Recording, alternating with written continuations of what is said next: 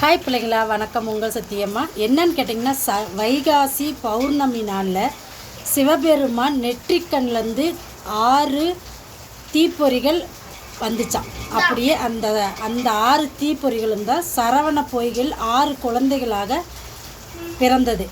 அந்த 6 குழந்தைகளும் தான் 6 கார்த்திகை பெண்கள் எடுத்து வளர்த்தாங்க. அந்த 6 குழந்தைகளையும் பின்ன பார்வதி தேவி அவர்கள் ஒன்றிணைத்து முருகனுக்கு கந்தன் அப்படின்னு பேர் வச்சாங்க. சரிங்களா?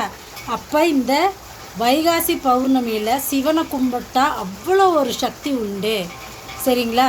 அப்படி கும்பிட ஆரம்பித்தோம்னா நம்மளுக்கு அவ்வளோ ஒரு நன்மைகள் இருக்குது. கண்டிப்பாக வைகாசி பௌர்ணமி ஞாயிற்றுக்கிழமை வருது. அன்னைக்கு போய் எல்லாரும் சிவபெருமானை தரிசித்துட்டு அபிஷேகம் ஆராதனை பார்த்துட்டு வாங்க. கண்டிப்பாக இந்த மாதம் வர வைகாசி விசாகம் ரொம்ப ரொம்ப ரொம்ப சிறப்பு முருகனுக்கு. சரிங்களா? ஓம் சக்தி, அங்காள சக்தி. நல்லதை மட்டும் நினைப்போம், நல்லதே நடக்கும்.